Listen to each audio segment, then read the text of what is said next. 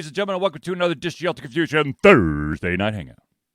Hello, and I've just figured out if I have a second screen open with my camera in full video, I can watch Rouse in the background do her thing. Nice. So now I'm looking at what Charlie watches during the entire show, and I understand what he's talking about. Yes, this is a slight distraction. That's why I tried not to look at that at my other monitor, because I see a lot more than just Zealeus. Oh, dear. Yes, oh dear indeed. Ladies and gentlemen, I am your host, of course, Charlie, and I'm joined once again by Plivacummer himself, Zealeus. Indeed, it is good to see you on the ones and zeros. But of course, ladies and gentlemen, this is the Thursday Hangout. This is a live show where we try our best to cover the topics most important to you during the show. At any point during the show, if you have any topics, questions, or opinions that you'd like to share with the class, please do so by dropping it in the chat, be it on Facebook, YouTube, or Twitch. If we do unfortunately run out of time to add your question or thought or question or topic to the show, we will add it to the very next one. That being said, let's jump into it. The first thing is, hopefully everybody had a happy Turkey Day this last Thursday. Of course, we did not do our Thursday night show because we were high on chemicals from the turkey. And some glorious chemicals they were. The old natural flavor of smoke and happiness. Yeah. And hopefully not too much family drama. Yes. One can only hope for as little drama as possible. And dear, how was your tryptophan day? I smoked a turkey for 8 hours and had a yummy meal and watched. I'm assuming the turkey was already dead when you put it in the smoker. Yes. Not like it was alive. It wasn't like a lobster where you cook it alive. No. I did not have to defeather the bird. I didn't have to do any of that jazz. Just. Ooh, I think it's an idea for next year, actually. I think you should go all in for the Thanksgiving feast theme of really giving thanks for what you have. No, thank you. Part of that is doing it naturally. Nope.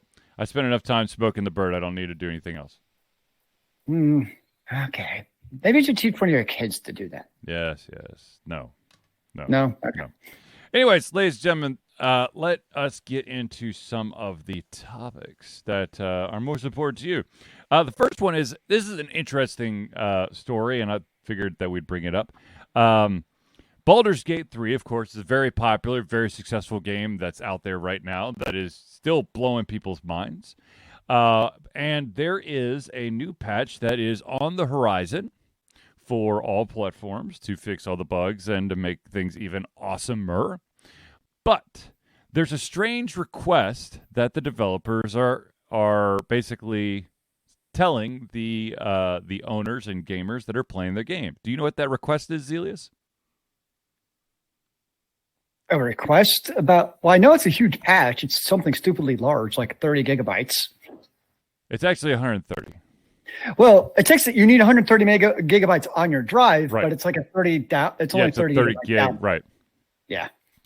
So the request is, ladies and gentlemen, if you own Baldur's Gate 3, to help with the process, go ahead and uninstall the game so that when the patch hits, you won't have to run into memory allocation issues. That's a first for me. Hey, to better your gaming experience, go ahead and uninstall the game right before the patch hits, and then just reinstall everything. It'll include the patch, and you'll be right as rain. So I'm hearing is the patch should actually just go ahead and uninstall the game and reinstall it from scratch. Yeah. Well, there you go. It sounds perfectly reasonable to me. Yes. I don't think I've ever done that. Ever. I mean, it is pretty crazy with how large some of these games. I mean, like Modern Warfare is like over 100 gigabytes, and these games are huge. Even with the 1 terabyte SSD, it's like hard to manage what games I have installed because they're so huge. You got to have that space for the patches also. So it's not just like the size of the download. Do you have enough space to also install them? And it's like playing game Jenga as far as what games to have installed. That's exactly my Nintendo Switch. Well, I did splurge on Black Friday for a 4 terabyte SSD. because I saw it was on sale, and I was like, you know what? Fuck playing Jenga. I'm done with this. But it is kind of funny, though, because I remember my first solid state was like 480 gigabytes. I'm like, man, I'll be good with this. The next one's a terabyte. Dude, I'll be good with this. Now it's 4 terabytes. Dude, I'll be good with this. So how long until, the 4 terabytes feels too small? Because that's the way games seem to go. They just get freaking larger and larger. Yes. Yeah. It's nuts. It is indeed nuts. I mean, even like 5 years ago, 100 gigabyte game was not known. And now it seems to kind of be the norm almost. Yep. I agree. I did not splurge on Black Friday. Well, the only splurging I did on Black Friday were gifts for my children. Which then makes you happy because then they're happy. Exactly. So there was no hidden gifts for Charlie thus far. You didn't like sneak one in for yourself like, oh, wait, that's not for you. That's for me. Oops. I just meant to put that on a wish list, not buy it. Well, since it's here. No. It sounds like a pretty reasonable take to me. Yeah, of course. So that's interesting about Baldur's Gate 3. I also know that one of them was resolving a bug because the evil choices were causing so many basically AI branching ideas that are slowing the game down. Speaking of slowing the game down, apparently there are some issues with Starfield. If you play long enough, things start to crap out, and there's also this new weird thing that could happen where a moon will collide with the planet. Cool. Yeah. It actually sounds like a feature, not a bug to me. And I'll never see it because I'm done playing Starfield. You've done your time in Starfield. You've done your same 60 quest over and over and over and over and over and over and over. Slight variation over and over and over and over. I tried to play the New Game Plus, but I was just like, I'm doing the same thing. They just changed where things are. Now it's not that planet, it's that planet over there. Wow, what a difference. I think my problem with most, I know we talked about New Game Pluses in the past, but usually my problem with the New Game Plus is it's not that New Game Pluses are usually a bad experience. It's that I've already put so many hours into a game that by the time I beat it, I'm like, okay, I'm time for something else. And like a good one would be like Scarlet Nexus. Like it was on my mind to go back and do the New Game Plus with the new character, which sounds like a great idea. Yeah. But then it's been so long since I got on playing other games where I come back, I'm like, do I really want to do New Game Plus for a game I don't remember playing at this point, basically? Yep. So that's always my conundrum with the new Game Pluses. Is kind of, they just meld on each other as far as why I'd never played them. Okay, speaking of new game, this is not really a New Game Plus question, but it made me think about this. You were saying, you took so much time off between last time you played it, and if you were to try to go back, you basically have to relearn the system. Yep. What, not actually having to do with video games, but with books. How long does it have to be for you to want to reread a series? So, honestly, like usually 5 to 10 years. I've actually over the last year, I've been rereading the Mandalorian and Belgariad, and then the Assassin's Quest by Robin Hobb. I mean, those are books I probably haven't read in 20, 25 years. And that's probably about right for me, honestly.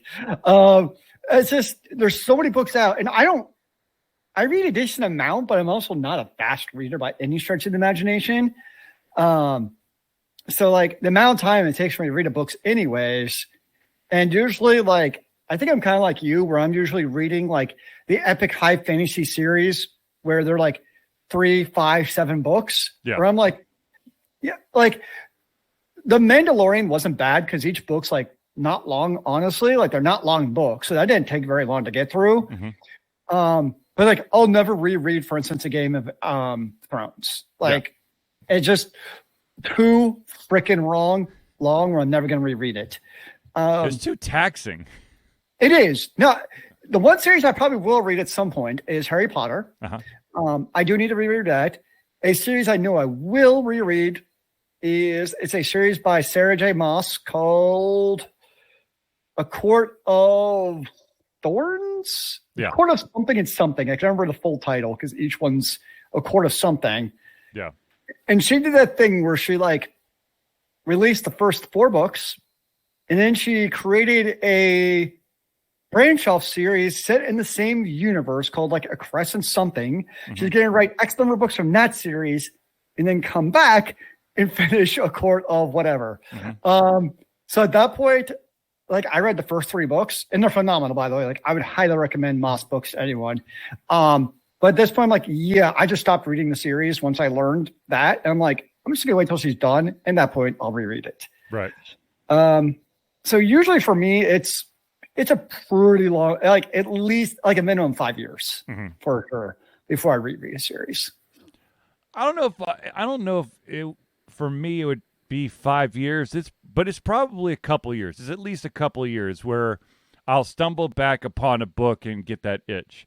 And to be honest with you, that itch has gotten me to the first book in an amazing series called The Great Book of Amber. Okay, I actually did read the first book of the Great Book of Amber a couple months ago. I was like, it's about I got to do it. But the problem with that, my only problem with rereading The Great Book of Amber is I do have the physical copy, but I'm afraid to touch it because it's older. And so I'm like, all right, well, I've got my Kindle. I'll just buy it in ebook format. You have to buy every individual book. There is not the Great Book of Amber collection. You have to buy each one, and they're all priced differently too. Jeez. Like the first one is like $1.99 on Kindle right now, but like the third or fourth one is like $5.99 and then $6.99 and then like $4.99. It's like all over the place. That's bizarre. Yeah. Yeah, that's a classic for sure. Yeah. Yeah, it's just it's a while for me to reread books. Speaking of Harry Potter, I started playing Hogwarts Legacy. And? Dude, it's like, I love it. For me, it's very rare in a video game where I get a moment of like wonder and awe in a game where I'm like, wow, this is awesome. And for me, it was like that first time riding the broomstick, flying across Hogwarts at night and seeing like this universe that you've read about and seeing, but like you're actually in it. Yeah. Like that was like a holy shit, brought a smile to my face moment in a video game that I don't get very often. And 100% part of that is because like that's the series and to a extent movies that, you know, I grew up on and you grew up on. Yep. I mean, granted, we're high school, college when they really became popular, but still. So, like, bringing that universe to life, it's a good game in its own right. But being a part of the Harry Potter universe just gives it that extra feels to me in a video game. So, yes, I'm greatly enjoying Harry Potter Legacy. The only thing that gets me, and I think you actually made a comment about this that I didn't understand at the time, is how freaking often I have to swap out my spells. Yes.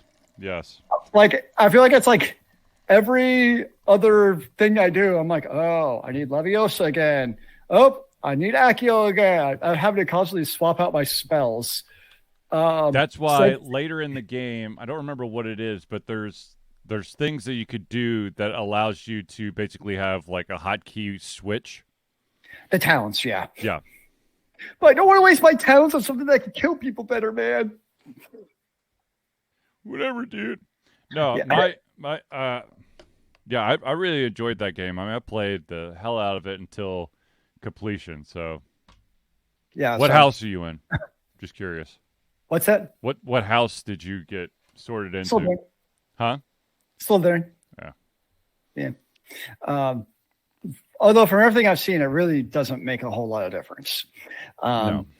I mean, I know there's a couple of quests that like change slightly, but they all end up being the same regardless. You get the special Slytherin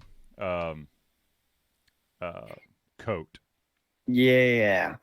And I have a snake on my door. Woo! I'm always Ravenclaw, so. So I mean, it's definitely a quality game. I can see why people appreciated it. Yeah. I do like the puzzles in the game because they are like they're not super simple, but they're obvious enough usually of what you need to do. Yeah.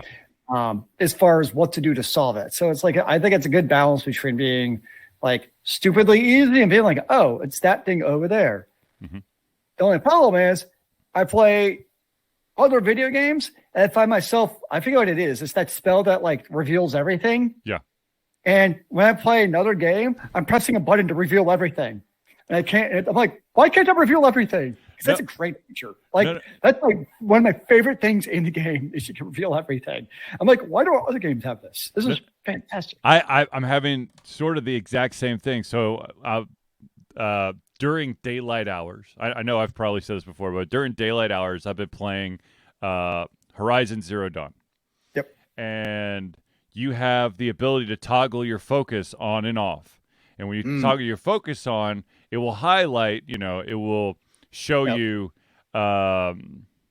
enemies that might be nearby or wildlife, or kind of give you this weird kind of purplish tint that tells you there is something that you can harvest. And I'm also, but at nighttime, because I like to scare the crap out of myself, I play Alan Wake 2. And there's been a couple of times where in Horizon Zero Dawn, you hit the, you press the right analog stick to toggle your focus on and off. There's been a couple times in Alan Wake 2 where I've definitely tried to press the right analog. I'm like, come on! I know it's here somewhere. Why can't you highlight it for me? So I feel your pain. You wouldn't really want anything highlighted out. Like that's like the whole point is you don't know they're there. See, so the thing is, like with Zero Dawn, it's it's a lot of action, right? Yep. And in Alan Wake 2, it's a lot of suspense and there's a shit ton of story. Oh my God, is there story? Which is a good thing for me. I love story. But the mechanic to advance things sometimes derails me in Alan Wake, because what will happen is you'll find stuff and you have this what do you call it, a mind palace, an area that is it's not quite your inventory, but it's basically a place to sort through your notes. It's not really that complicated, but still, you have to, once you've gained enough knowledge, you've got to go and basically think about your case notes and then apply them to the board or the wall, and it will open up new aha moments to allow you to advance the story. Okay, makes sense. So you kind of have to, you have to toggle off and on your movement in the game, and that kind of throws me off a little bit. However, it's good. It's good. It's a good game. Nice. Actually, both of them are very good games. Though I did learn something in Zero Dawn, and that is that if someone were to play, like my son, wanted to give the game a whirl, and he set the difficulty to story, which is the easiest difficulty, so he could play. When I load my file, even though that I chose the normal difficulty, it does not toggle back to normal difficulty. That the save file does not include that. It sticks with the last used difficulty.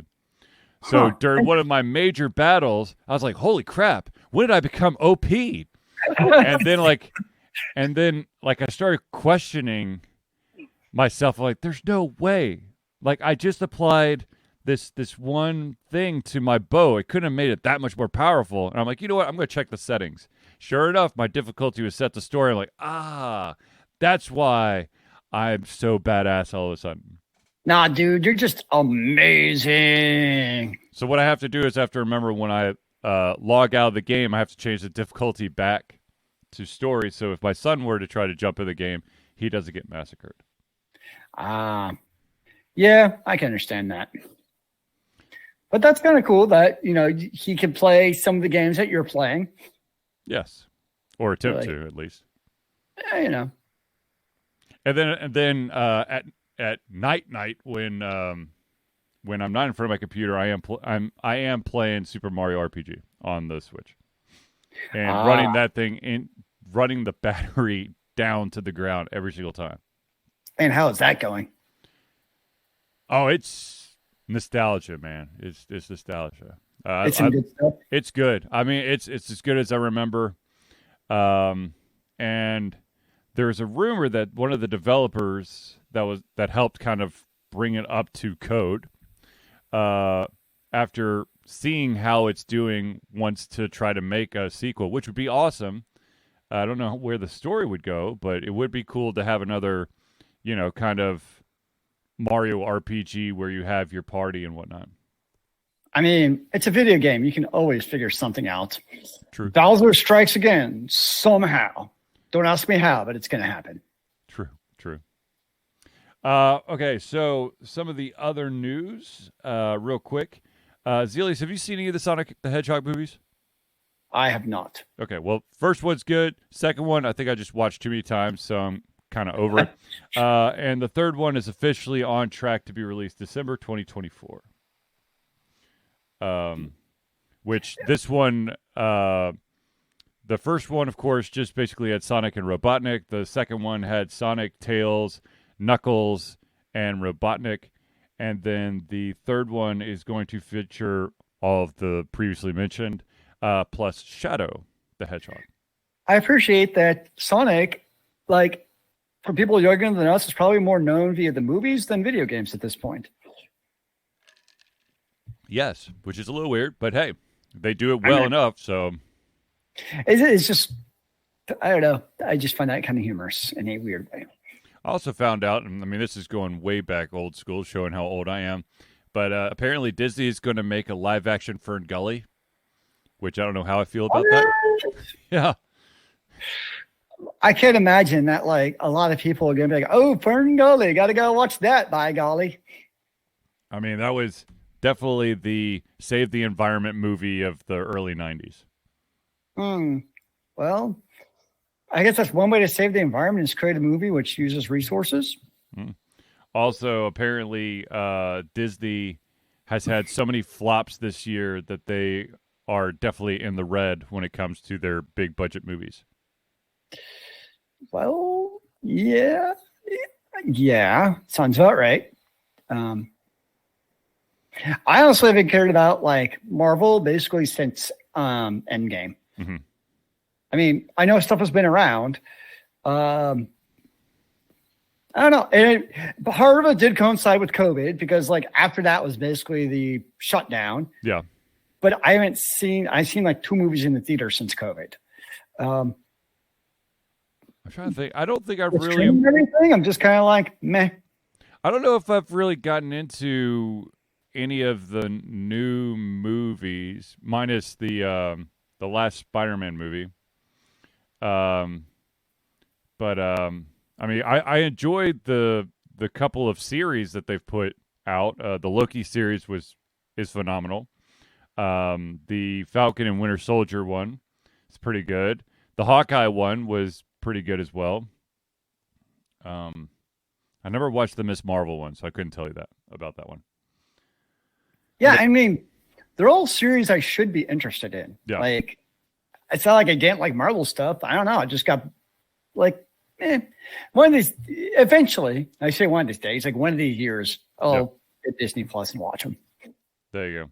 Oh, also, real quick, going back, not with the MC universe, or sorry, the Marvel universe, but there's also a live action Knuckles series coming to Paramount Plus that's on track to be released next year, and will retain the voice acting skills of Idris Elba, who of course is the voice of Knuckles in the movie. So, be interesting. I love him as an actor. Oh, yeah, he's phenomenal, and ladies find his voice very sexy. So, It's a win-win for everybody. So do men. So let's see here. What other stories do I have here? There was a graphic novel that came out. I don't remember exactly when it came out. I actually read the first issue called BRZRKR, and it's spelled BRZRKR. And I think it was really, it involved Keanu Reeves in some capacity. I mean, the main character. Had nothing to do with Berserk. Huh? Had nothing to do with Berserk. No, not that one. No, it's basically a Soldier of Fortune kind of thing. And apparently there is a rumor that there is going to be a live-action adaptation of this, as well as a 2-season animated series, both going to be on Netflix. And the rumor is that Keanu Reeves might be in the director's chair for the live-action. Interesting. So now it's been a while since I read the first issue, but I remember it being pretty solid. And if the story continued on, I'm sure it continued to be solid. If it's, if Netflix is willing to promise not only a live action movie, but also 2 seasons of an animated series, might be worth checking out. The BRZRKR. Yep. BRZRKR. Oh, apparently there's also an Australian-British industrial death metal band by the same name. Yes, I think they were mentioned in the movie Clerks. Huh. That is okay. Little did I know. But yeah, so that's pretty sweet. But let's also talk about this story has been kind of bouncing around for a bit. But there is a series that Netflix basically forked over some serious cash for, called, I want to make sure I get the name of the damn thing right. It is called, oh shit, where'd it go? Conquest. The Conquest? No, just Conquest. And Conquest was centered around artificial humans called the Organic Intelligence, OI, who are employed as peacekeepers around the globe. Sure. And of course, OI's true mission is revealed. However, conflict erupts. No. The guy that's behind it is the guy behind the Keanu Reeves movie 47 Ronin, which was a box office failure. Oh no! And apparently, this dude. First of all, Netflix has reportedly spent over $55 million on this show, and there's not been a single episode of it, and there never will be. What? And the creator of this is actually suing Netflix for $14 million for a breach of contract. Apparently, the dude's went insane, became like a conspiracy theorist, especially around the origins of COVID-19. And apparently, when Netflix all right, maybe we should just pump the brakes and say thank you for your time. The money that was left over, the creator pumped it into cryptocurrency. So this guy is a wonderful individual. This keeps getting weirder and weirder. I know. Yeah, it's like the story, like the behind the scenes story about the show Conquest is just insane. Netflix gave the guy almost complete creative and budgetary control over the show, and then it just went absolutely sideways. And of course, when you give somebody in that situation happens, it's going to make Netflix that much more likely in the future to give directors the creative freedom needed to actually make a good product. And apparently he stated something along the lines of he's autistic and also has ADHD, which kind of resulted in his erratic behavior. I'm like, okay. Oh, that's kind of a premise of a TV show I'm actually watching right now. So, Homeland. Yeah, I don't know. People be crazy. How about that? Pretty straightforward. I mean, I'll go crazy for $55 million. Take a few of those, put in my bank account. I'll at least make a couple episodes of a show, though, before I completely lose my shit. I mean, we could make the episodes in, your backyard. Exactly. We could do it with stick figures and stuff. We didn't say how high quality they be. Actually, it'd be something straight out of Blair Witch Project. Ah, yes, the single homemade video cam. Perfect. Exactly. And it worked well for them. Why not us? Well, especially when everyone thought it was real when it first came out. I mean, that's the whole point of marketing something like that, right? Exactly. It's kind of like Saw. Yeah. Based on a true story. Great. Awesome. Yeah, I'm going to have nightmares again. There's only 8 of them? No, I think there's 10 now. There are 10? Jeez. I think so. Good gosh. Let's see here. How many Saw movies are there? Apparently, I lost track. There are 2, 4, 6, 8, 10. Yeah, 10. You think after a while, the cops or FBI or somebody might be like, well, there's a strange little people getting mutilated. I wonder what's going on here. Yes. Something totally just, I guess, normal in some parts of the country. Who knows? Yes. All right, ladies and gentlemen, I'd like to pause real quick to thank the individuals that help Alter Confusion be the Alter Confusion you love and adore. So without further ado, let's give some thanks to all of our friends of the show. To start off, we are going to go with the Indie Cluster. The Indie Cluster is an organization of independent game developers that want to gain exposure by being involved in the community. They collectively journey to popular conferences as a traveling booth to help gain attention for their games. They make partnerships in local communities to bring games to the mainstream mindset. They highlight local, unusual, and rare concepts that challenge the paradigm of the common. They also host events to teach kids and minority groups about game development to hopefully one day enter the industry themselves. For more information, go to indiecluster.com. All right, the next one we got to do shout out for is Noodle Boy Media. Founded in 2015 by Andrew Tran, Noodle Boy Media, previously White Kid 47 Media, is your choice for professional photo shoots and panel recordings at conventions. They pride themselves in providing a high level of professionalism, top-notch experiences, and quality services. If you want more information and to view their full list of services, check out facebook.com/noodleboymedia. And the next one is a guy I need to call now that I've recovered from all my surgery. And that, of course, is Hero Chiropractic. Hero Chiropractic's unique healthcare practice set up by Ryan Moore, the company's focus to elevate a patient's experience of freedom, creative expression, and joy. They believe that everyone can be a hero and has incredible heroic potential inside themselves waiting to be unleashed. Hero Chiropractic focuses on mobile chiropractic care in the greater Atlanta area. They are committed to healing clients by creating a plan of action uniquely suited for each person. They make that plan of action as convenient and affordable as possible, and most importantly, suited to your individual needs. For more information, go to herochiropractic.com. Also, he's got a really good deal with if you buy a bundle of service or visits, you get a pretty good discount.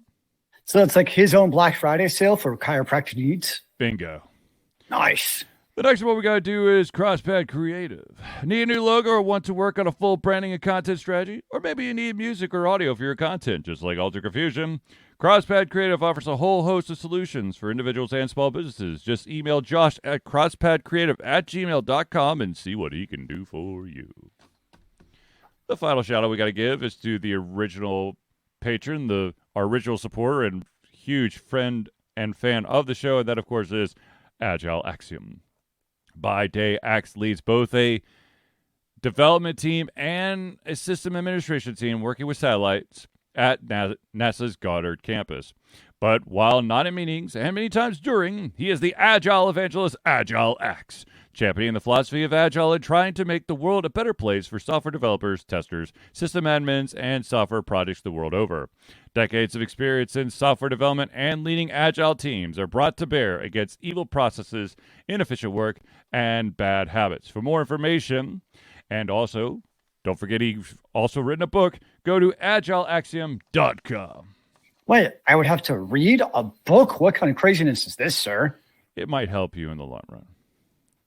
Now, ladies and gentlemen, I know that you're... Are there drawings? Huh? Are there drawings, cartoons? I don't think there's any cartoons. There are some diagrams, though. Okay, fair enough. Ladies and gentlemen, I know that you are now dying to know how you can become a friend of the show. Well, let's give you that information right now. Ladies and gentlemen, Ultra Confusion survives in love and support of fans like you. Notice we have a Patreon page. Patreon lets you, the fans, lovers, haters, demigods, interdimensional beings, gods, demons, aliens, mummies, swamp creatures, vampires, werewolves, ghouls, ghasts, supporters, and more to become active participants in the work we love through a monthly membership. This gives you access to exclusive content, community, and insight into our creative process. In exchange, we gain a bit more freedom to do our best work and the stability we need to build an even stronger creative career. We currently have 2 different levels. There's the $1 level, that's $1 a month or $12 a year. And what you get at that level is early access to all of our playthroughs, as well as the ability to participate in patron-only posts. Now, if you're feeling extra fisky, you can go up to the $5 a month. That's $5 a month or $60 a year. Not only do you get everything at the $1 level, but you also gain your name or organization added to the Friends of the Show section of every single Thursday night hangout. So if you want to become a patron of Ultra Confusion, go to Patreon. That's patreon.com/Altered Confusion today. Now, since I have now gotten a clean bill of health from my doctor, I can now focus on trying to get back to what I was supposed to do at the beginning of the month. And that, of course, is the Extra Life 24-hour Game-a-thon, which is, of course, with Extra Life. And let me tell you a little bit about Extra Life. Extra Life is gamers doing what they do best, game, to help sick and injured children at their chosen Children's Miracle Network hospital. The money that we raise through Extra Life will go directly to Children's Healthcare of Atlanta as unrestricted funds. This means that the hospital decides where and how to spend the money to ensure the dollars we raise make the biggest impact in the lives of the kids they treat. So if you have the capacity to donate, please go to extra-life.org and search for Altered Confusion today. All right. Now, let's get back to some of the stories. Gotta take a breath after all that. Yeah, actually, I need to take a sip. Excuse me here. Ooh, a sip of happy juice. Nothing like my Mountain Dew concoction. Is it the classic red and green? Absolutely. Nice. All right, so real quick, there's another bit of exciting news, at least for me, and that is that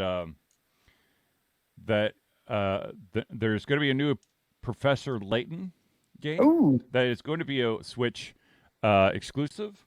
It is going to be called Professor Layton and the New World of Steam. There is a release date. Unfortunately, it is not until 2025. However, I am willing to wait for any Professor Layton game because those games are good. And I like the stories. And I like the art style. Hell, I like Professor Layton games in general. Well, I guess that means that we'll still have the Switch around in 2025. Yes. In some iteration or fashion. Nice. Okay, so there was a question that was asked recently, and I'm going to ask it now because I promised that I would bring it up. Okay. And that question, Zealeus, is what are some AAA titles that when a sequel is released, no matter the quality, it will make serious bank for that company?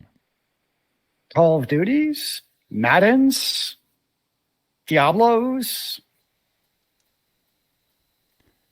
I think Overwatch may have lost that title. Yep. It's also what games come out with cyclical ones, because you think about it like MMOs, for instance, they go with expansions. Right. So that's kind of their version is the expansion. But right now, that's really basically just Final Fantasy 14 and World of Warcraft. Mm-hmm. Other MMOs are still kind of in flux.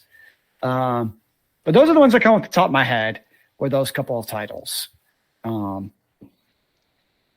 Yeah, I think Madden, of course, FIFA, Oh yeah, I forget about FIFA, but yeah, that's for sure. Yeah, anytime you throw Diablo out there, Call of Duty, Battlefield, Assassin's Creed. Yeah, I guess. Yeah, Yeah, Assassin's no, Creed. I would definitely count Assassin's Creed. That's definitely up there. For Doovie, Civilization. Yes. Although I would guess in the grand scheme of sales, I'm guessing 4X games are pretty niche. Yeah, absolutely. Would be my guess. Actually, Any game that stars Mario ooh, or Zelda. I'm trying to think.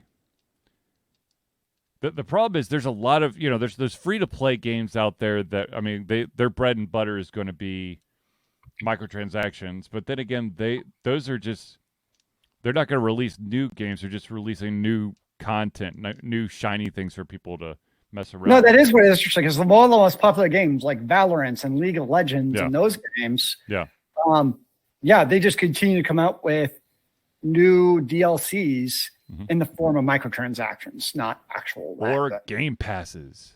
Yeah. Ooh, yes. Game Pass is a very good, or both. Yeah. Expansions and Game Pass all in one. Woo! The best of all worlds. I feel like I'm forgetting a main series, and it's. Let's see. Oh, Grand Theft Auto. Oh, yeah. That's the one I was thinking. Like, you think about how long Grand Theft Auto's been around, or we're only on GTA 5. I mean, like, some games would be around a lot more than that.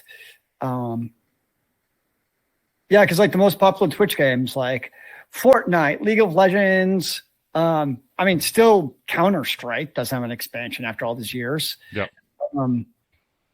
Dota 2. So a lot of these games, they just kind of keep on going perpetually. But if you notice, the ones that don't have all these, like you have Call of Duty, which is an online game, but a lot of them don't go that route. Right.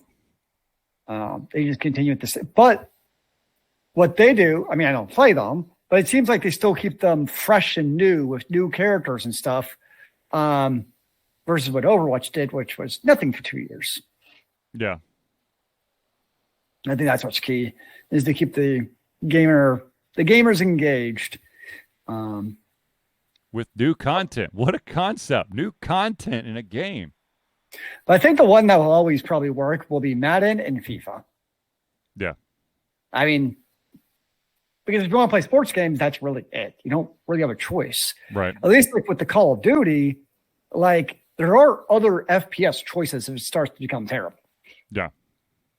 So that one, I mean, Assassin's Creed, same thing. There are other kind of open worldy type of games. So those I don't know if they'll always be as popular as they are, but I don't see the sports franchises going away. No, I mean, because like Assassin's Creed, you could do Tomb Raider, you could do Uncharted. Which, by the way, I finally broke down and watched the Uncharted movie. Terrible, absolute. I think I gave it as an art. Okay, it was. I know. I understand. I think I gave it a Charlie is a purist, okay? We've gone through this a bajillion times, all right? That was not Uncharted, okay? That was a good, adventure, kind of Indiana Jones-esque, Tomb Raider-esque movie with lots of plot twists and stuff, but that's not Nathan Drake. That's not Sully to me. That just it does not compute. That's fair. But I am sad we never got another Tomb Raider movie. Yeah, what's that about? That was a good movie. It was quality. Yeah, actually, all the Tomb Raider movies have been pretty decent. Yeah, but that last one were good too. I really liked the reboot that they did with I don't know her name. I know who you're talking about though, but yeah, it was good. Yeah, so it's interesting they haven't done another one. Yeah. What did it get? Let's see here. Let's just go over to IMDb real quick here. I want to know what it got. Okay, so it was released in 2018. The IMDb. Oh, I hate fucking pop-ups. It got a Metacritic score of 48, which I think is absolute horseshit. Really? Yeah. But then again, I don't like Metacritic because Metacritic is a terrible, terrible website that jacks around with everyone's rating score to fit their own algorithm. I thought it was definitely better than that, but whatever. I did too. On a side note, Yes. is there only one Professor Layton for the Nintendo Switch right now? Yes. Oh, I see. Yes.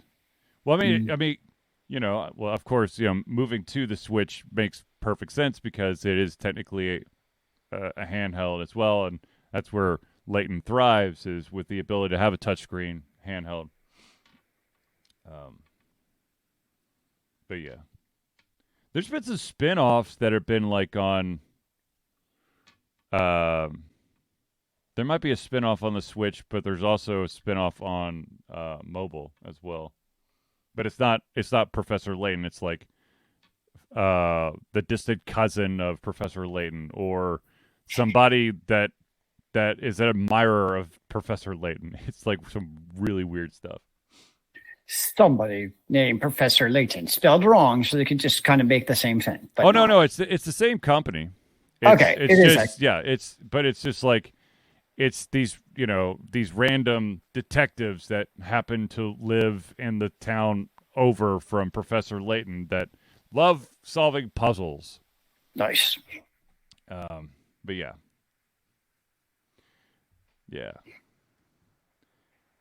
I think. Yeah, I hit all the stories that we had here, so we've got some time to chit chat about other stuff. Zealeus, what have you been playing? It's been Hogwarts Legacy. The one thing that I think they was smart was setting in a different time, because I think the kind of like you were just saying about Nathan Drake's game. Oh my gosh, the movie. Uncharted. Thank you, Uncharted.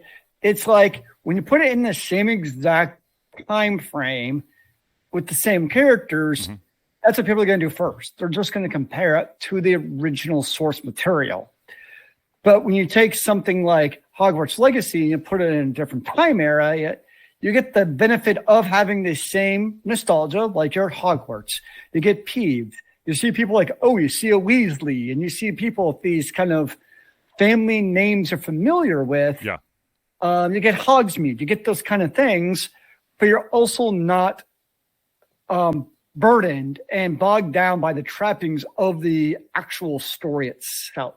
Yeah. So it's like you really do get the best of both worlds, where you get in a large world that is Harry Potter, you get that, but you don't, I'm sure people did, of course, there's somewhere, but you also don't get lambasted for not following the original story. So I think it worked well in both regards. And on top of that, it's just good gameplay. Yeah. It's like the combat's solid. And the way they did it, I can appreciate. So it's a good, solid game that I'm enjoying. It's got pretty graphics when you're in the castle, so you can kind of walk through and see everything that you knew existed before. Now you get to experience it. Yes. Although I'm thinking, so slight spoiler alert, so you get the ancient magic, right? Yep. And all I could think of is like, damn, this really would have been useful during like the whole Harry Potter saga. Yes. Like, where was this? Yes. Why was this magic hidden away during Harry's time at Hogwarts?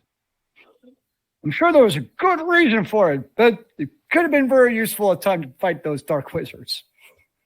Yes. Yeah. But, but yeah, that I'm pretty sure I wrote a review on that game. I mean, I enjoyed it. I know you played it. Yeah, I know I played it. And I'm pretty sure that I wrote a review. If I didn't, then I'm stupid. And it's been too long for me to try to write one. So I apologize. You should just play it again with a different class. No. No. I'll still end up being the exact same character. See, that's the problem. I've tried a couple times to like I've enjoyed the story, but I want to do something different. But then I keep falling back into the same responses and the same actions because that's how I would play. There's a comic with the same thing. I remember it's from Morrowind, and you know me, I don't play open world games, but it was very much, I guess there's like this invisible dark ninja bow person who's like apparently the best class in the game or something. Mm-hmm. And it's like the three friends get together. It's like, all right, we're not doing that class again. We've done it every time. We're going to be like a real character. I'm going to be a fighter and a cleric and a mage. And they get together 30 hours later. Yep. I'm a marksman again. Yep. I'm an invisible marksman again. Yep. It's like the idea of where they tried really hard, but in the end, you just do what you like and enjoy. By the way, just to circle back with that Keanu Reeves thing, Berserker, he helped create it. It was actually written by him and a guy named Matt Kent. Cool. And it was a 12-issue limited series that was published in March of 2021. And it was also a Kickstarter project, and it raised $1.4 million on Kickstarter. So.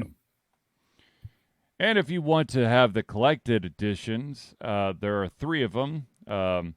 Volume 1 contains issues 1 through 4, 2, 5 through 8, and 3, 9 through 12. They are now all officially out, with the last one being released October of 2023. Do you still do any Kickstarters? I haven't. Outside of Nerdburger Games, I have not done any Kickstarters.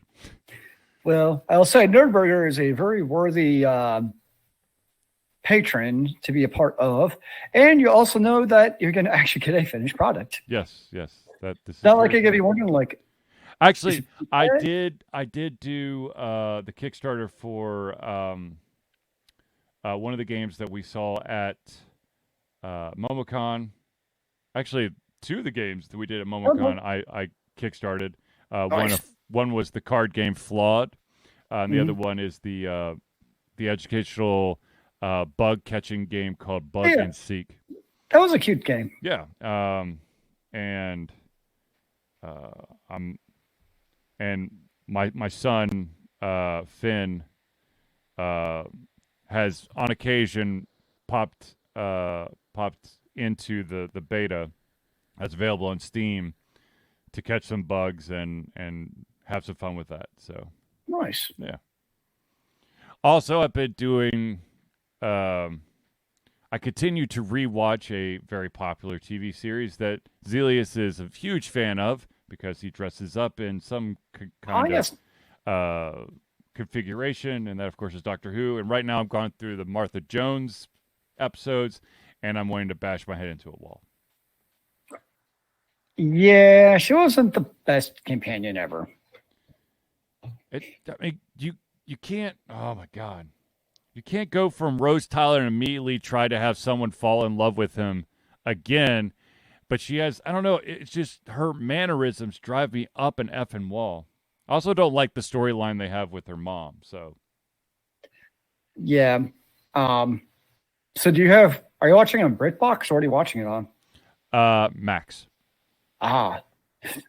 HBO Max? No, it's just Max. Remember, they dropped everything, and it's just Max.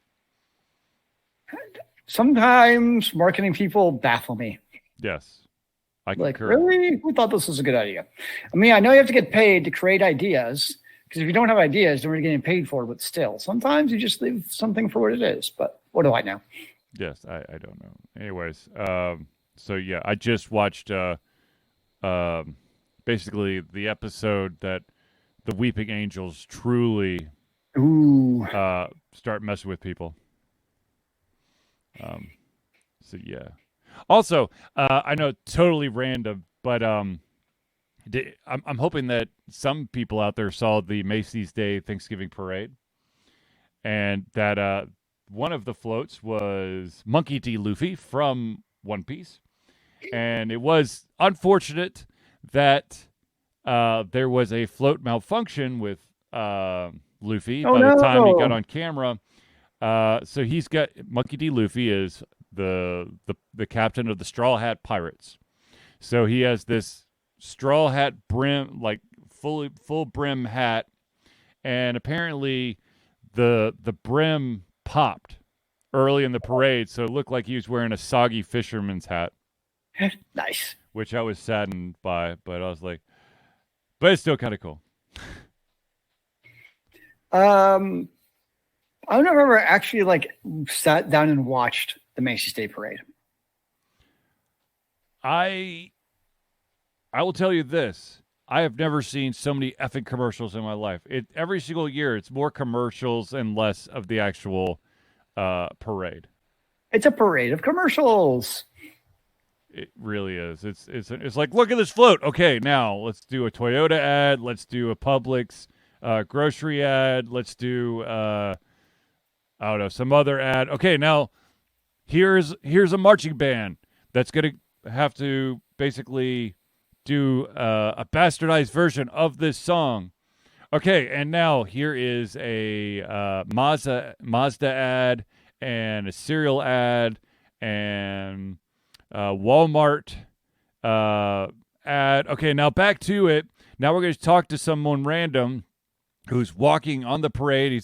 They're probably someone who's either a movie actor or perhaps is taking some time off from movies or TV to do something at Broadway.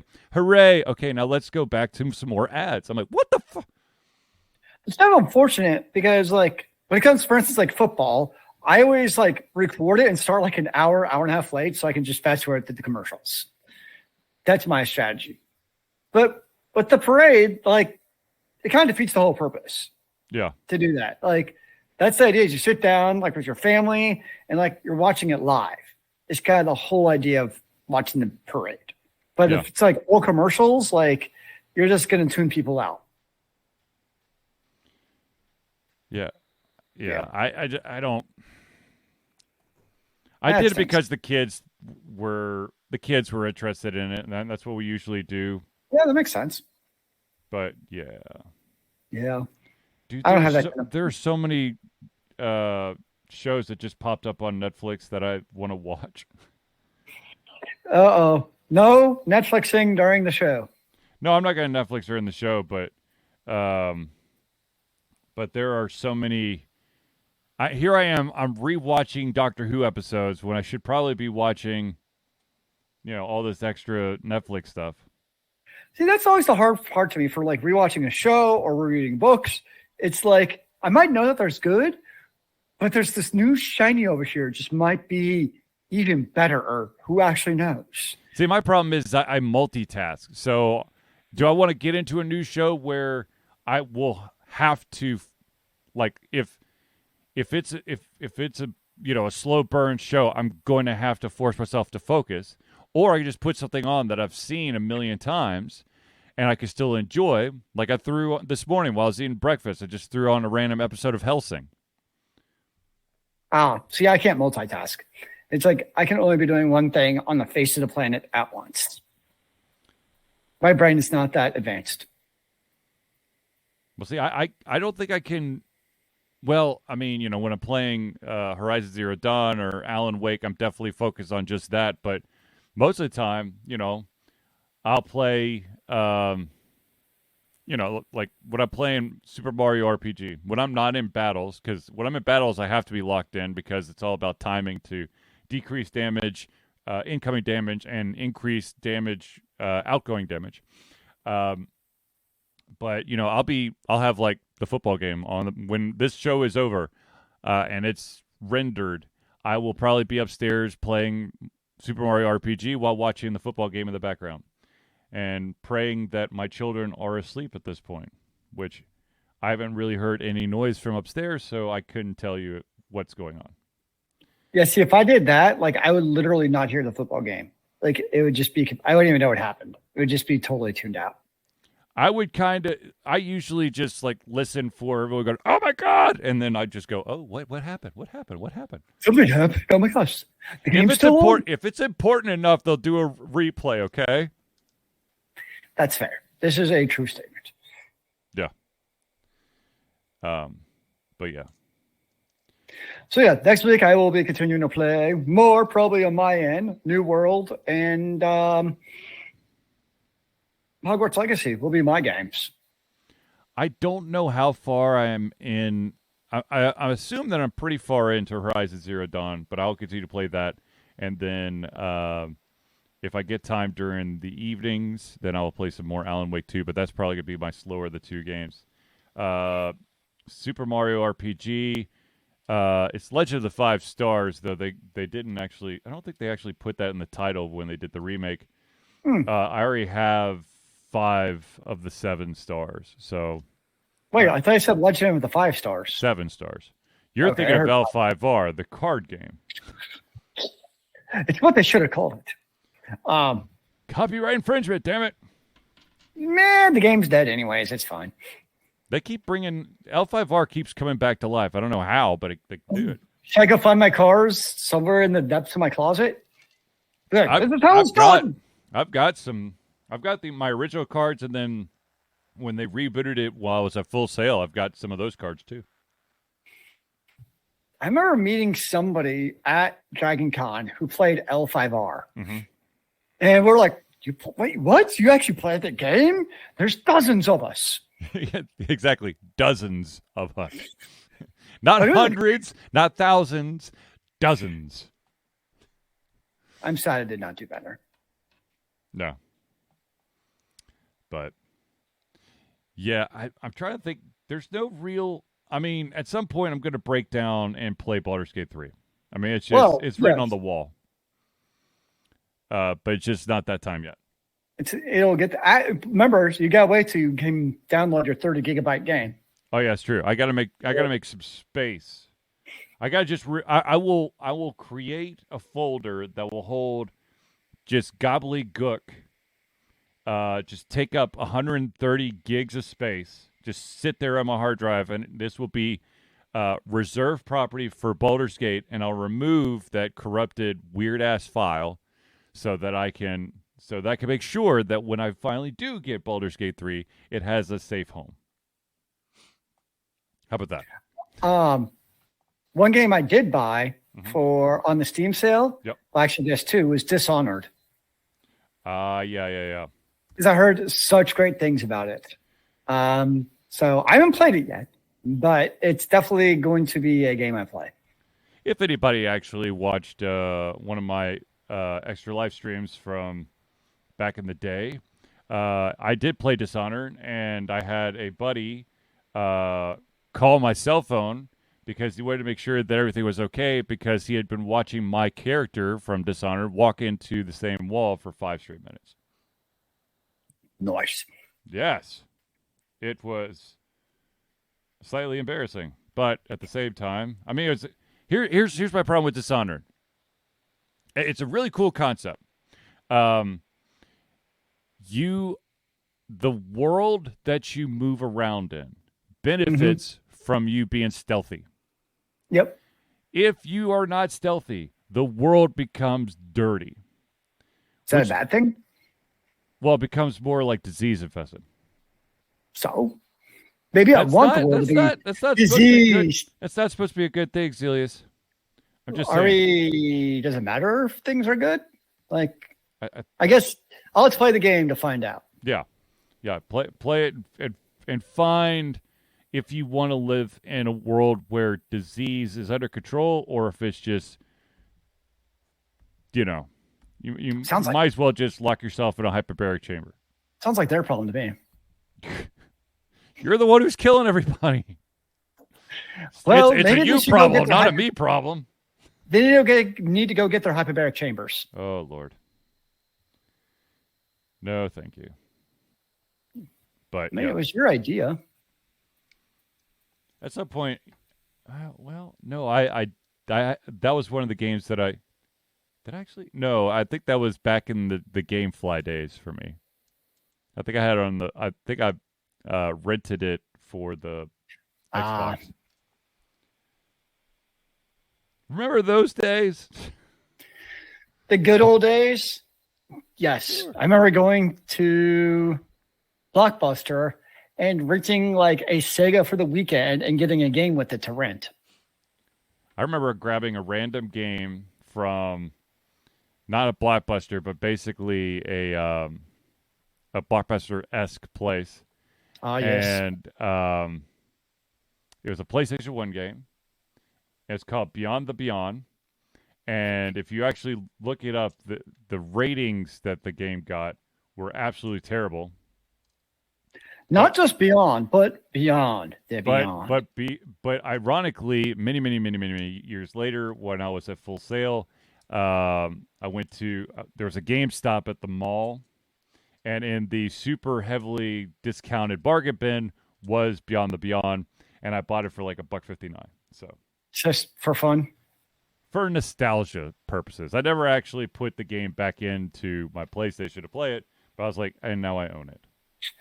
Now you have it. And is it just sit on your like closet? It's in a Tupperware. It's one of those big Tupperware storage containers.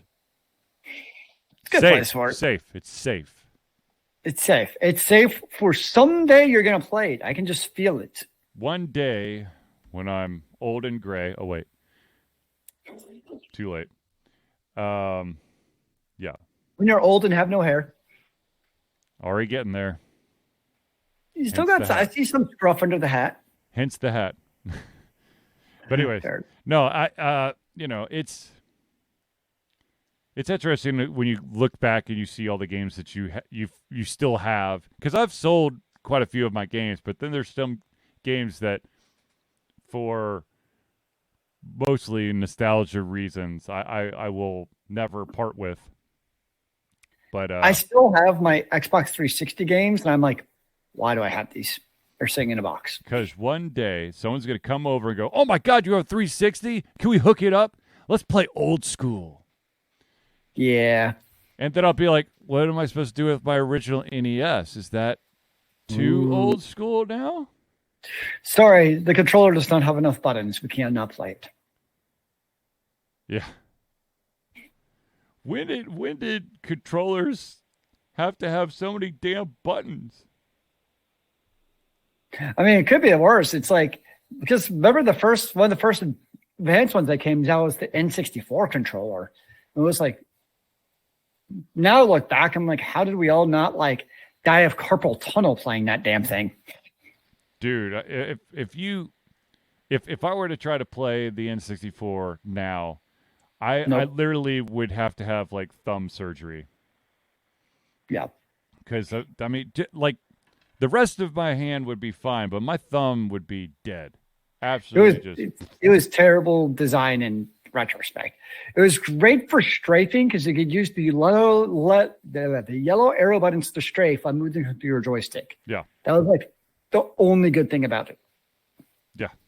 And the trigger in the back. So like, it was good for those type of FPS games. Nothing else. Yeah, exactly. So, yeah. Yeah. All right, ladies and gentlemen, I think we've rambled on enough. But I do want to take a quick second to thank everyone for tuning into the Ultra Confusion Thursday Night Hangout. For myself, Charlie, and Zealeus, it's been a pleasure giving everything come our heads, our mouths, and, of course, our hearts. We'll be back next Thursday for another Ultra Confusion Thursday Night Hangout. And remember, kids, keep on gaming in the free world. Amen to that, brother.